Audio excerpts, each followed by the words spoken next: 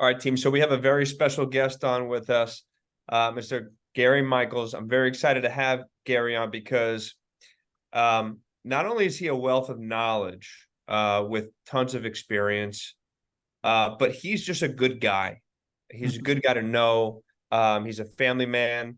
He's a husband. He's a father, a grandfather. Am I correct on? No grandfather, no No, grandfather. okay, not yet, not yet. But husband, father, and he's a leader. And Gary, like I said, he's a good person to have in your corner in business, but also just personally. So I'm excited to have Gary on. I'm excited to pick his brain, and I think everybody here will walk out of this meeting with more than one thing that they've learned. So Gary, appreciate having you on, brother. Thank you, my friend. Sure.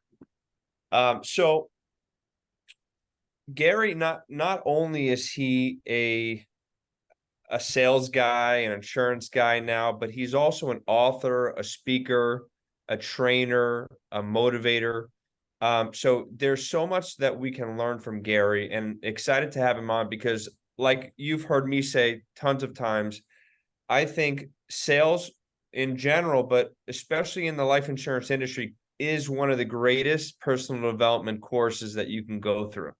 And I know that Gary's a big personal development guy and values personal development. So I'm always excited to talk to Gary. I'm always excited to interview him. So my first question I want to open up with Gary is, what would you say is like the greatest habit that you have, daily habit, professionally speaking, that you do every single day? I think first of all, is discipline to get up at the same time every day. It's been different this year than last year. It seems to be getting earlier and earlier. It's 4:20 now. Okay. I give myself the gift of one snooze. And then it's running for 45 minutes to an hour to get cardio, and listening to pep talk as an app on my phone. If you guys don't have that yet, I totally recommend you get it. It's so awesome. It's got so many different speakers and trainers and thoughts, and just to get your mind right in the morning. And then I have a little bit of quiet time from 5:45 to 6, and then get up with my wife, hook up with her, and we walk our two dogs. So it kind of goes from getting me right first to connecting with my wife, right? And so one is the habit of getting up early and knowing that I'm putting good stuff in my head from the beginning of the day. Would be one. And then two is every day driving what's going to drive the business forward. And right now it's probably about 70-30 selling, recruiting, some weeks 60-40. Okay. And just like, if I'm not dialing, I'm feeling like I'm nervous, not nervous, but I'm uptight a little bit, because the more people you have on the team, as you know, right, it's so easy to get distracted and not do the IPA things. And that's a concept we use in training. And IPA stands for income producing activities. And I think the only two income producing activities in sales are prospecting and presenting.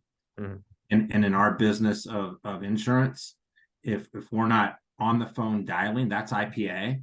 If we're on a presentation, that's IPA. If we're on an interview, that's IPA. Anything other than that is not IPA. Okay, so being on an agency call, doing stupid little things, looking at your internet, going on a podcast, or all those things are important, but the goal for me always is, and I try to teach this to my team, 70% IPA. You want to get to at least 70%. So if you're working 50 hours, if you measured it with 35 hours, be IPA. And so those are the two things for me: how I start my day, and then the activity. Yeah, no, I love that. And so I do want to ask, because that's something that I talk about all the time, but for you, why is that consistency in your morning routine so important? Like if you have a whole week where you just don't do your morning routine, what would happen? Like what would that compounding effect of you continuing to miss that look like? What would that do to you? I Is don't it know. that important I, to you? it is. Now there are days I like last week I woke up late, like I hit the snooze and it did go off the second time. Okay.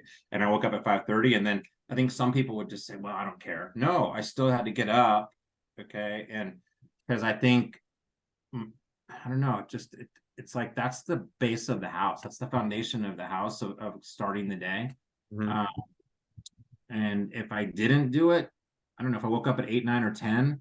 Um, I don't know. I just don't think I'd be on it as much. I have days though where I feel like I do all that right because I'm a human being and I get caught up in stuff in the morning just with leadership stuff and so many people on the team and dealing with my staff and but it's like in the back of my mind going, but I got to do IPA, right? Yeah. And so Yeah.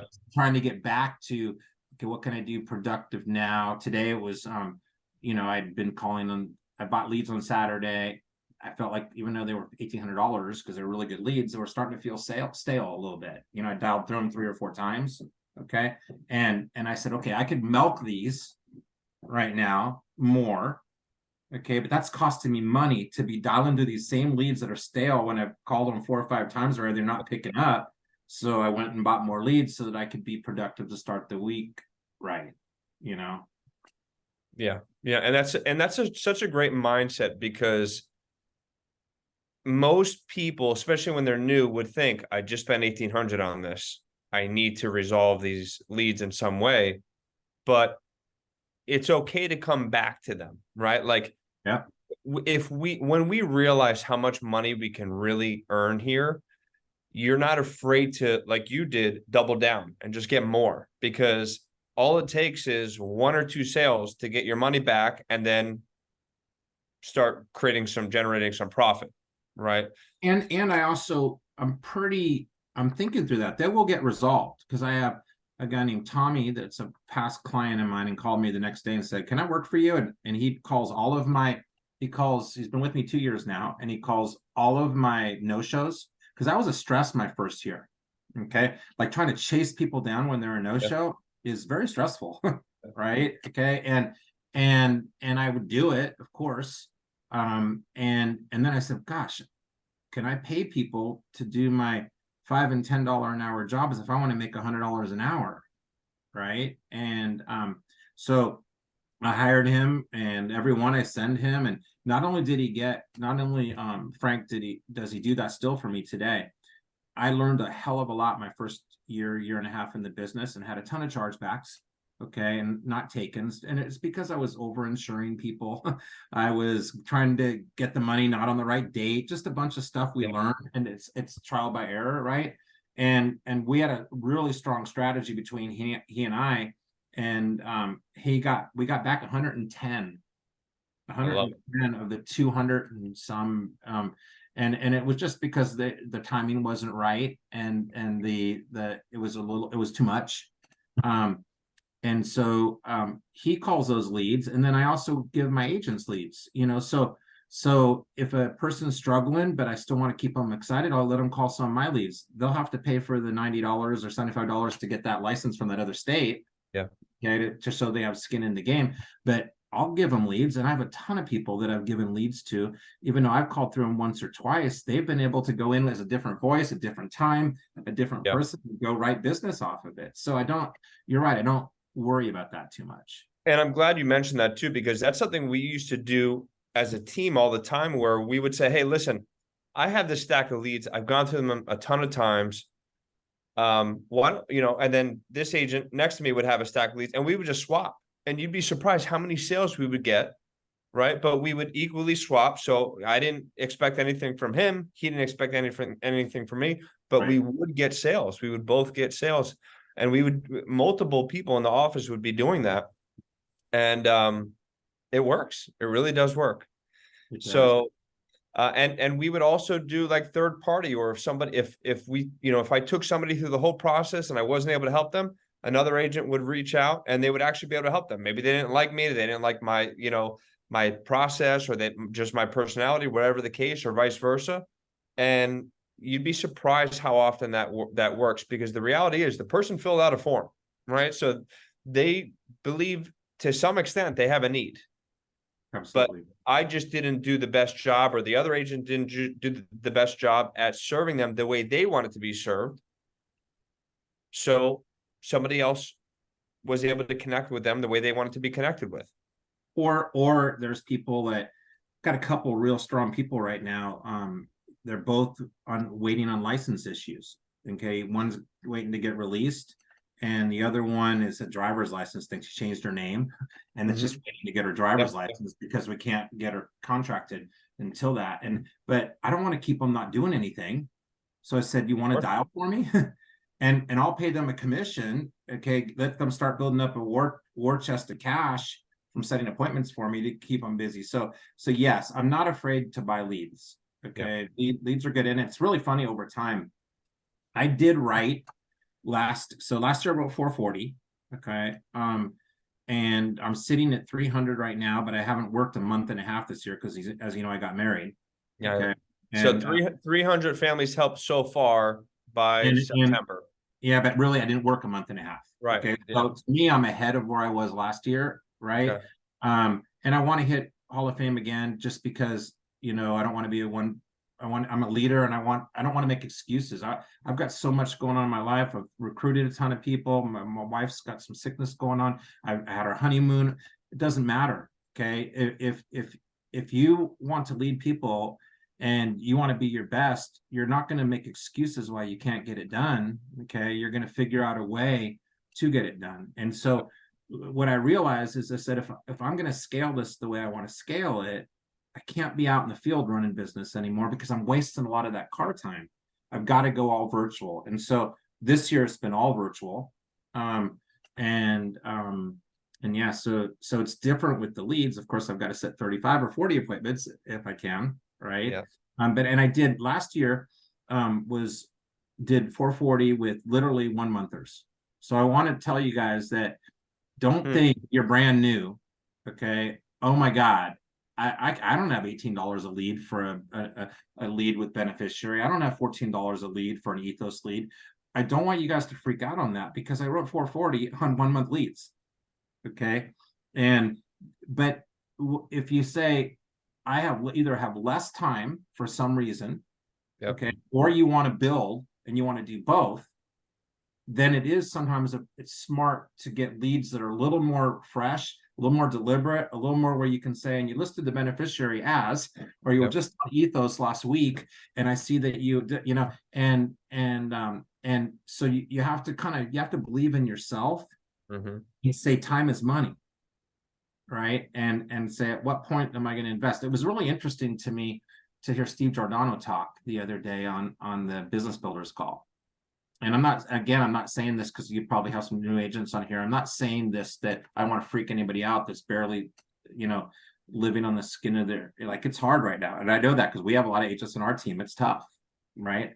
But he said, my new agents, when they come on board, I asked them, how would you be able to get your hand on $5,000 or $10,000 to get a credit card or a business loan or something, and treat this like a true business so that you're not strapped and so freaking out on working your leads and calling them 10 times.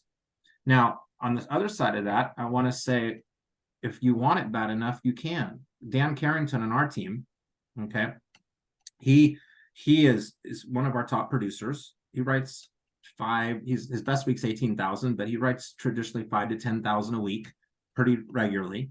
And he's had his wife going through a lot of health issues too. But Dan came into a time because his wife couldn't work, so the money was tight.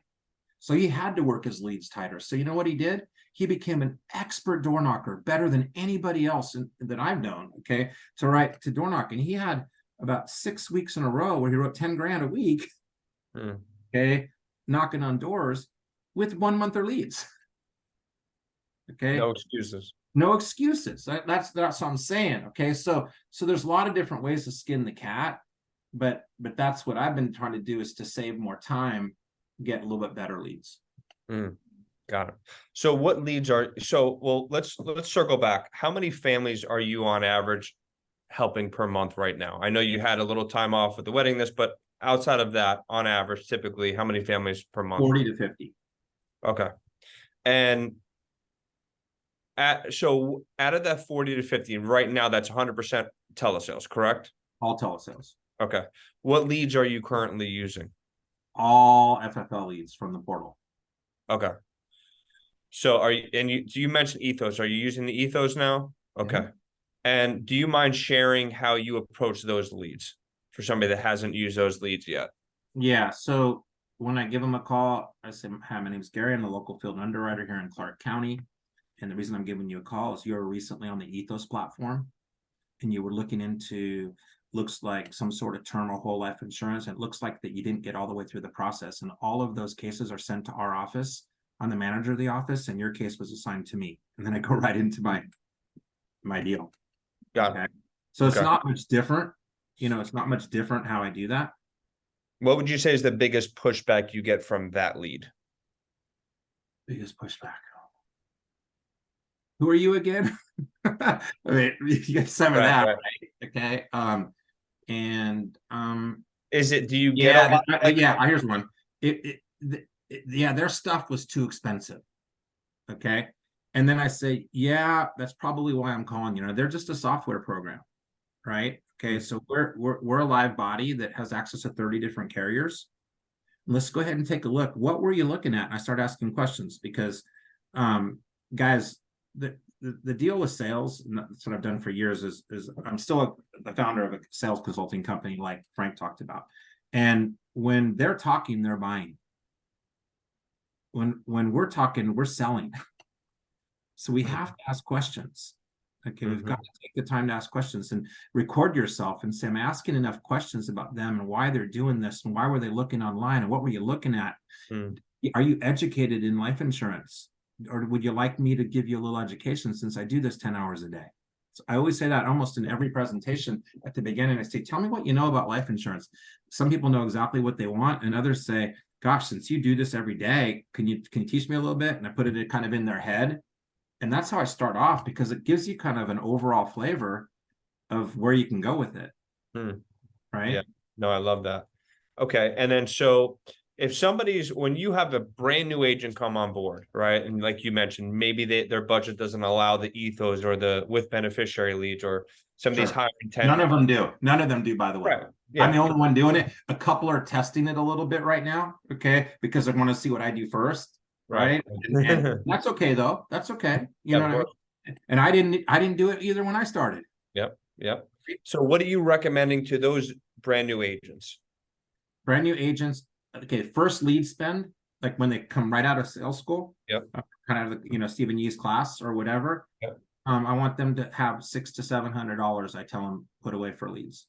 Okay. And then how many, and typically based on on the lead that they're purchasing, how many leads is that allow? Mostly 1 monthers. I don't. I want them to do 1 to 3 month if possible.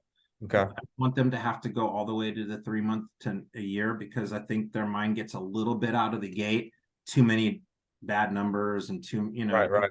and of course, we talk about that and be prepared for it. The cheaper the lead, the more you're going to have to dial Right. for. Right. Okay? But 1 monthers mostly. And Okay. then my second time they purchase, I say, why don't you buy 10 fresher leads just so you can see the difference, or 15 fresher. So I kind of ease them in Okay. to trying some of the newer leads. Okay. And then so when they're getting ready, I know they've gone through, sales school, they have an idea at this point what they're getting into, but what is kind of like your initial prep talk sound like? Expectation, their first full day on the phone, what does that conversation look like? Well, first of all, I'm really trying to hire people right now that will give us at least 30 hours. That's the goal. Okay. Okay. Because I do believe that if they're full-time, they certainly can do that. And if they're not full-time, I want to have a conversation with them about, okay, tell me about your regular job right now. What would that look like putting 2 or 3 hours in each day after work? Okay. Maybe cutting off a little short on Friday so that you could dial from 4 to 8 or 4 to 9. What would it look like for you to get some non-resident licenses so that you can start a little earlier, a little bit later? Because what I've seen in doing this for 2.5 years, if you're not putting the 25 to 30 hours in, most likely you're going to be part of that 92% that fail in the first 3 years. Yeah, I Okay. totally agree. And I'm glad you said that because I know agents that are full-time and they don't put in 30 hours, but then they wonder why they're struggling. Yeah. Right. It's just a time commitment. A lot of times it's literally just a time commitment, because you're not gonna, I mean, I don't know about you, but I'm not gonna show up to work and not work hard if I have to work 30, 40, 50 hours. I'm not just gonna sit there. Like, I'm gonna put in the work. So a lot of times for people, they're just not spending enough time on the phone. Yeah. And it's that whole, there's 168 hours in a week. Right. Okay. So when on my first couple calls with them, I'm talking about that with them. I'm saying, okay, if you got 168 hours, and how many hours are you working at your regular job? If these are people that have another job. 40 hours. All right. And how long does it take to drive to work? Let's say 15 minutes each way. Okay. So you're basically working about 42 and a half hours. Okay. Now, how many hours a week do you sleep? How many hours a week are you sleeping? How much each night are you sleeping? And most will say 7, okay, on the average. Okay. So 7 times 7 is 49. And if you're working another 42, that's 90 hours. You got 78 leftover hours, my friend. So let's talk about it. When I interviewed you that first day, I said, we want people to start with us at least at 25 to 30 hours. And we want them to have some sort of a plan. When I crush this part-time, hopefully you'll want to go full-time, but be thinking that in the back of your mind. And then I'm trying to just really help them get that schedule. That's a big thing. If they don't have a schedule, the first week when they get out there, second week when they're out there and they get battered, it's hard. It's emotionally hard. And I say it's not hard like laying concrete and picking strawberries and that kind of stuff. But it's emotionally hard to not put enough time in and go at it halfway and then get 4 no's, or get hung up on the phone, or get 3 presentations and don't sell one, or get 3 presentations and sell one, but it charges back. You've got it. The hours are what's going to get the 15 presentations and the 12 presentations. Mm-hmm. Right now, our big push in our team, although I know that it's 30 presentations, 30, 20, 10.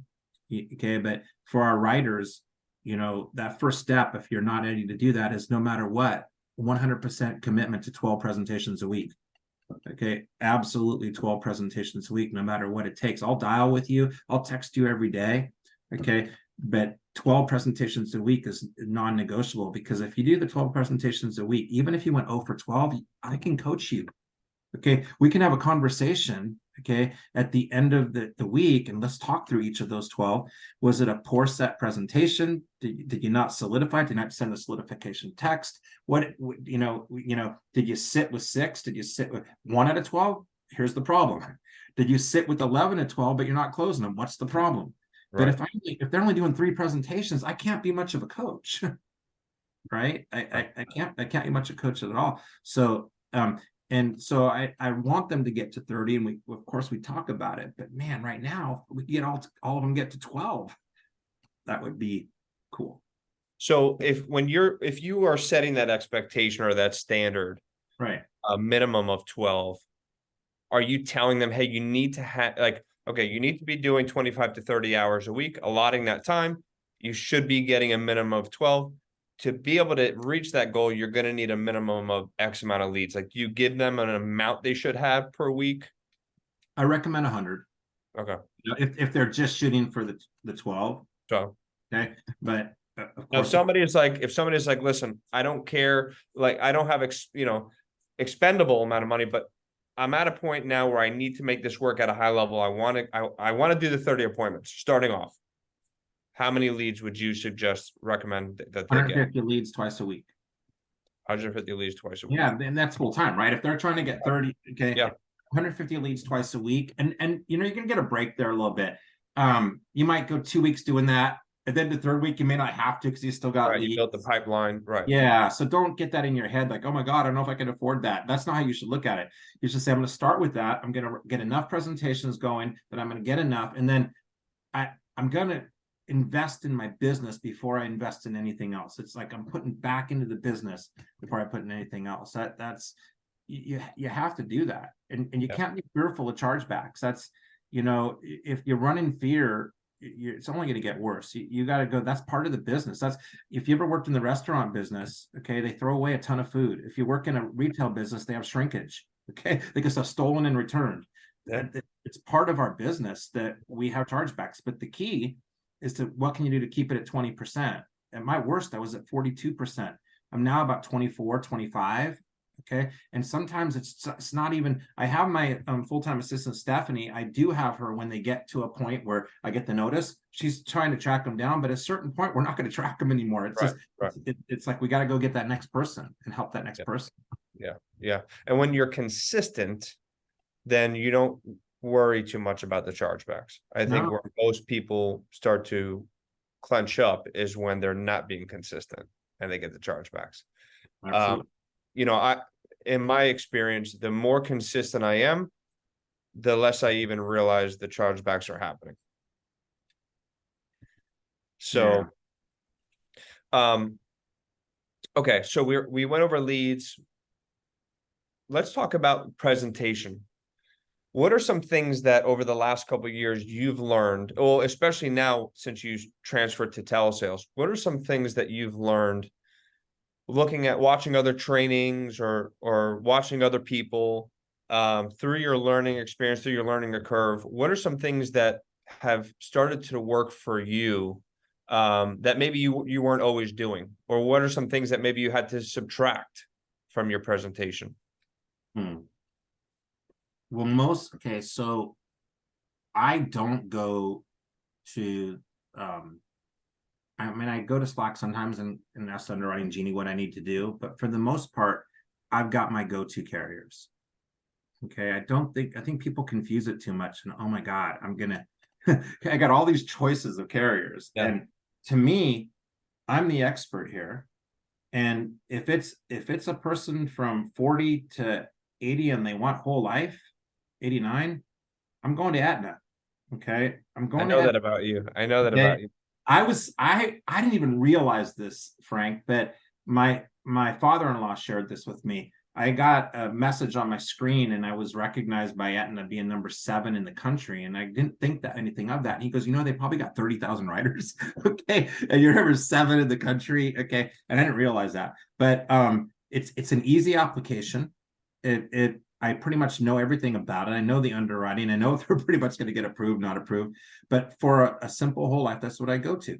If they want a term policy, if they're educated and they know a heck of a lot about it and they know what they want, I'll do an IUL, a Mutual of Omaha IUL Express. Okay. Well, sorry to cut you off. What would you say to an agent that says, well, I know that I can get them $4 less a month on their final expense? I would say you're in the wrong business. Okay. All of these companies are pretty much state regulated and they're all within $4 to $10. I had one yesterday. I texted Eric on it because I just couldn't believe it because they're all very similar. Maybe $15 or $20. Okay. But we're the experts, right? And if we're price shopping for them, we're not the experts. But I had some gal yesterday. I wrote her, she's a pilot, helicopter pilot. And she said, I want a small whole life, and then I want to look at term to protect the house. No problem. Got her $30,000 with that. Okay. Then when I went to term, and I was sharing with her Americo. I was sharing a traditional term, and also I love the CBO 100. It's my favorite product that we have. Okay, it's simple to explain, and I've sold a ton of it, and I think it's a good investment for people. Really, a lot of our clients are not good at saving money. Right. And but I quoted her, I'm like 300 and some, no, excuse me. I looked at America first, and then I go, wait a second, they don't do it. Moo does pilots. So I went in Moo and I quoted her what she wanted, and it was $349 for a 30-year something. And she said, I get it for $77. And I said, you need to read that policy because these insurance companies are not in it to not make a profit. And she got a letter, somehow she's got that. But to answer your question, I'm the expert, and I'm going to tell you I did some homework, and I feel like this would be the best one for your value. And they're a company called America, or they're a company called Aetna, or they're a company called Prosperity. And I don't get into the price wars back and forth. Okay, that's not what we do. We're underwriters that are going to try to put them in the best position with a good company where they're going to get approved. Right. And so if they want to stack, I'll do Aetna and throw an America on top of it. If they want to do that. If they're terrible and I know I have to put them on a guaranteed issue, I go to AIG.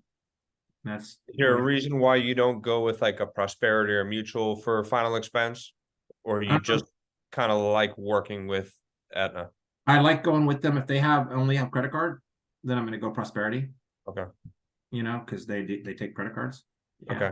Do you And not go Mutual because of the underwriting or? yeah, Nora's been harder. It seems to me they're a little more expensive and the application's a lot longer. Okay. And so that's just why I haven't. I don't think when I've looked at the pricing on them, it's not much of a difference. I don't think I'm giving someone a disvalue or I don't think I'm feeling like I'm not taking care of them. I Right. just haven't. But I've written a lot of term mutual policies. Okay. Yeah. Don't get me wrong. And yeah, so that's just so number one is I'm just very solid which carrier I'm going to go to based on what they tell me. Two is that starting point again. Okay, how much do you know about life insurance? And I want you to go ahead and grab a pen. I can write my name down, my license number. If it's I usually send a text. Okay, so when I get an appointment set, I send them a text, tell them a little bit about myself, confirming the time, a picture of my license and my business card, and a link to our company website. If it's an on-the-spot appointment, the way I do the on-the-spot appointments, because I'm doing a lot more of those, I'd say about 40% now are on the spots, trying to get better at that. Okay. I'd say something like, hey, Frank, my name is Gary. I'm the local field underwriter here in Clark County. And the reason I'm giving you a call is you recently requested some information on the state regulated life insurance for males born in 1969. I see you're born on April 2nd. Is that correct? Good. And I see you also live at 422 Main Street. Is that also correct? Yes. Great. Well, they have me dispatched to speak with you today to go over the information and get you a quote. And since I have you on the phone right now, I could speak with you really quickly now. It takes 10, 15 minutes. Or if I caught you in the middle of something, Frank, I can call you back in 15 minutes, 30 minutes, or an hour, what works best for you. And I've gotten so many, I'm getting so many more right now that will either talk to me right there or in 15 minutes usually. What changed? What were you saying before that you weren't getting them up front? I wasn't even say I'm going to be in your area tomorrow or the next day. I wasn't Okay. even, So you just weren't given the option of right I now. wasn't. Okay. And I've switched now to doing the on the spots. And yesterday, I mean, it's just so much better too. If you're coming into, to me, it's non-negotiable 10,000 a week. I mean, and I'm writing between 10 families a week. Yeah. 10 families a week. Yeah. Yeah. So, okay. So is that a personal goal or is that just you feel good Personal. about your business if you're there? It's a personal goal. And of course, I'm looking at the whole picture of income, right? So the only way you can project in sales is to have some Right. think of what you're going to spend on leads, what I'm paying on my staff, and what I'm making on overrides on my team. Got it. Okay. So let's say I'm brand new watching this interview right now, and I'm like, man, 10 families a week, that would be great. But it just seems so distant, right? What would you like a quick 90-day plan on how I could get to that level in 90 days and confidently say from there moving forward, I can help 10 families a Are week. they part-time or full-time? So what would be like let's say full-time. Okay. I would say start at 15 appointments because that's not overwhelming. Right. And I mean, I could set appointments that people pick up the phone. I can set appointments with my eyes closed, but I wasn't there the first week. I wasn't there the second week. I mean, my first week I set 8 appointments. I was blessed to close 4 of them. Okay, but I didn't know what I was doing. I was falling all over myself, right? And then I had 3 weeks in a row after that I didn't write anything. I wrote 1 policy. Okay. And I mean, I was still set like 15, 18 appointments. A lot of them there were no shows. I mean, I was like all that. But I know that first of all, 21 days to form a habit, 21 plus or minus 2 days. And I know that so what I did before this, Frank, is as you said, I'm a motivational speaker, sales trainer, and consulting companies. And a lot of the companies that I consulted with were franchises. So large national franchises. Right. And when a person buys a franchise, they're going to spend on the low end 25 to 50 grand for a franchise on a low end. To buy a gas station or a McDonald's or something like that, it's $2 million. Yeah. Okay. And most people, when they buy a franchise, and there's a ton of people that get into business, right? They have this thing in their head, and it's true that it often takes 2 to 3 years, okay, to break even and start to really build your business. So, Yeah. so for those of you that are young in the business and you're out 4 weeks or you're 8 weeks, you haven't given this a shot yet. I mean, I'm still Don't you getting. love that? Gary, you love that. I'm going to give this thing a 30 days and see what happens. I know, and I'm still kicking. I've learned the sales thing, and I'm still learning the building a team thing. Mhm. Okay, and I'm in this 2.5 years, and you know, my father-in-law, and then there's people like you and others that are doing way better than me, but I don't beat myself up because he's been in the business, built a general agency with a Guardian. Okay, Great did company. Yeah. very, very well. Okay, and retired very well. You know, did well for his family. And he said, Gary, like, don't beat yourself up. You're running a ton of business. You're building the team. You're a great recruiter. Your team isn't growing as fast as you'd like them to. It's not the number of people. It's getting your team to do better. You're doing better than 99%. Like, just keep going at it and keep learning every day. I Okay. mean, if you know what's great too, like when we spoke the other day and I told you, you get the instant gratification from helping families, right? Like you Right. have to be patient with building. And that's the thing that none of us wanted to hear, right? Right. But you do. You have to be patient because with anything great takes time, right? With Yeah. anything big takes time. But what I will tell you is, or what I would ask you is, how cool is it to know that just even on your own pen, you're making doctor money right now? Like, there are private practice physicians that do not make as much as you do right now. Like, how cool is that to think? It, Um, it is. people may say, oh, well, your job isn't as important. Well, number one, we're not really comparing how important what we do is, but what we do is pretty important, right? And you it can agree, is. disagree. Frank, you know, Lisa called me yesterday, one of the people on my team for a year and a half, and she said, I got my first death claim, Gary. And she was so meticulous. Mhm. Okay? And I said, how do you feel right now? Because I remember my first one. It's like it really it hits you more, right? When you actually have your first one. I've had You're 9. I've had you're 9. you're made aware of what you're really doing it for. Right. It's so crazy. Instantly, It's instantly. crazy. And she like it was such a big deal to her yesterday, and it just gave her a whole new perspective of the importance of what she does. And I've 9 death claims, been to 5 funerals. And Well, I cannot tell you guys, like, to go to a funeral and have a wife or a husband or the parent hug you, mm-hmm. okay, and say thank you. Okay. And that's not BS stories you hear, guys. Right. It's not stuff you hear on these YouTubes and things. It's real life, and so you're right. I am blessed, and I'm blessed also, right now with Simone going with what she's going through. I'm in a business that if I take her to a doctor's appointment and I'm out half a day, I could work till 9 o'clock that night. If I have to go up to the Bay Area, I live in Las Vegas, as you know. If I got to go to the Bay Area for a treatment, guess what? I can bring my laptop, and in between appointments, I can work if I want to. Yep. Okay, I got agents that love to travel around and they're bringing their laptop. I got an agent that's in the Philippines building a call center there, and he could do this business there. We have such a gift, Yep. of what we can do here. So it is a blessing. But back to the presentation, it's all about. I need to know somewhat about their why and why there's important before I start talking about products. And What are your go-to questions to draw that out? Their why. why are you? I'm just curious. It's a beautiful afternoon here, and you took my appointment to talk about potentially another payment. Who wants payments, right? Yep. Okay. What was it that caused you to want to get life insurance? Was it something you've always thought about? Was it something that you've recently had someone in your life pass?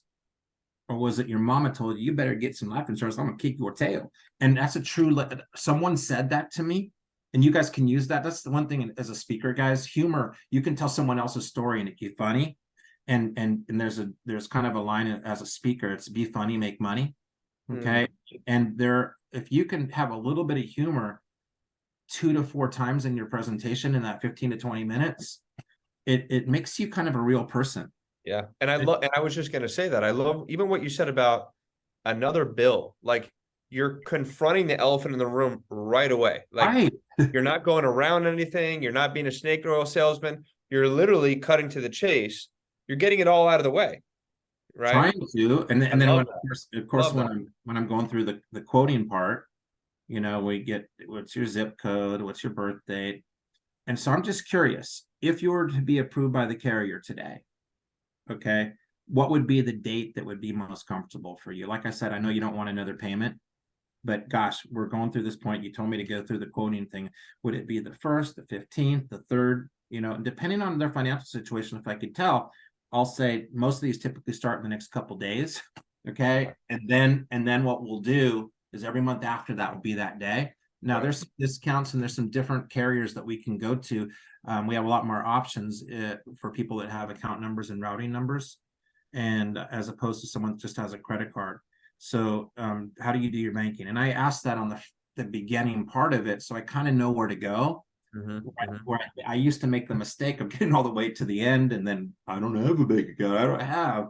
So I at least know early on, right, what their situation is. And I bet you some of your agents have had that challenge too, because It's like, wait, Mary, you're 67 years old and you don't have a bank account? Yep. That's right, yeah, right. have a net spend or what do you got? Yeah. And so anyway, so those are 2 things that are really important at the beginning. And then of course I give them 3 options when I quote them, and I talk to them about, at this option, this would potentially, because they tell them, I ask them, do you want to get cremated or buried? And do you have any idea what that is? Now there's something, this is a good line to use for the final expense. In the Aetna brochure, they have an illustration of kind of what it costs for final expenses. And the number, guys, is $18,706. Okay. And they use that with an average of burial, cremation, leaving a little bit behind to cover final expenses and whatnot.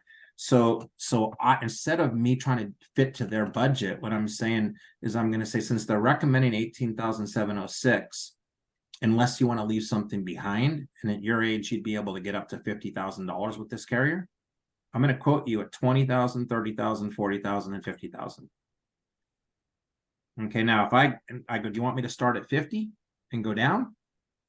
Or do you want me to start at 20 and go up? Now, if they say start at 50, what does that teach me again? They're thinking they want more. Okay, so I can kind of, if they say start at 20, okay, that's fine. And I'll do 20 and then I'll do 30 and I go, do you want me to keep going? And you know what I mean? So I love that. I've always done top down. I never heard of anybody giving them the option of how they want it. That's interesting. I like that. well, because it kind of makes it not look pushy that you're starting at the biggest Of one, course. I love that. you know. And of So course, I was doing it in person, so it was different because they were visually seeing it. But I like especially when you're over the phone, giving them the option, and it makes things a little bit more relationship driven, not like you said, not a sales tactic or right, yeah, not pushy. I like that. That's great. that's the way I do that. Once I get into the application, it's just pretty normal Right. stuff, but Now, the prior stuff. where would you say? Because I know you're not perfect, so there is, I'm sure, pushback. In different areas in your presentation. Where do you say you would get the most pushback? Is it up front? Still, they don't want to give me banking, even though I talked about it at the beginning. Right. Okay, and I've got their social. I mean, maybe 1% I don't get social. And social is, pretty easy. But the banking, and Okay. then, and I say, sorry to interrupt, have you done anything to not have any pushback with the social? Like, do you say anything specific, or do you just assume everybody's going to give it to you? Assumptive. Okay. I do say if they say they won't give it to me, okay, I say, do you mind me asking, is it that you've been taken advantage of before and you've had a bad situation, or is there some, it's in your head, you just never do that, or you don't quite trust me yet? Okay, because as you remember, I sent you the text with a picture of my license and whatnot, and I'll click if they're ever at that point, and I'm going to hit 1 in 3 probably has an iPhone too, I click FaceTime on my phone. Okay. And I can't even tell you how many times when I've done that and they pick up and I go, hey, I just wanted to look you in the face right now. And I want to show you my screen.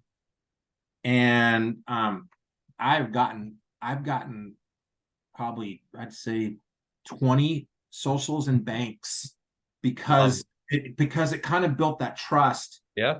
If they don't have FaceTime, I say, hang on a second, I'm going to go ahead and send you a picture of my license again right now. And I'm going to say, now you got my license, you got my national producer number. What else would you need?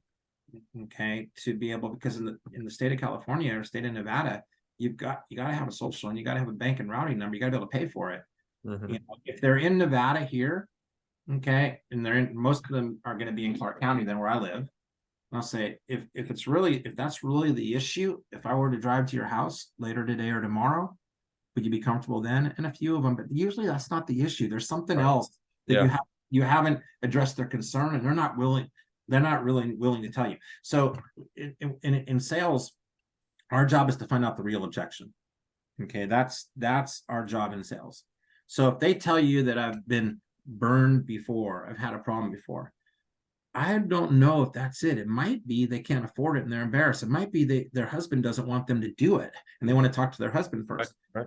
So I say, besides you being uncomfortable giving your bank and routing number, is there anything else that's a concern of yours? And then they tell you, well, I'm not sure about the money. Okay. Besides the money, besides everything happened before, is there anything else? And statistics are the last one they tell you is the real deal.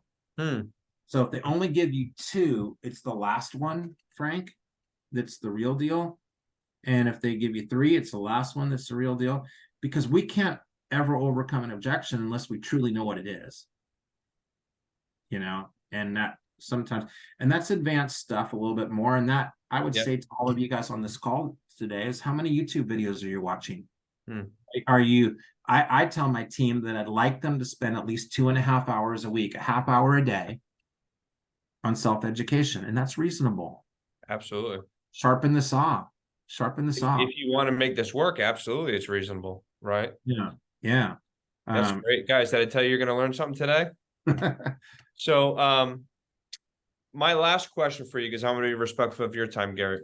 You've helped over 400 families a year. Okay. Does anybody tell you no? Hell yeah. How many out of those 400 families that said yes, over 400, how many do you think say no in a year?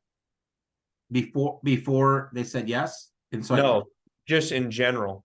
Or you don't even, you're not even. How many presentations I do to, so most weeks I'm setting, recently it's been less, but I'm shooting for 30 appointments. But more recently it's been 20 to 25. But I'm pretty good with my technical skills.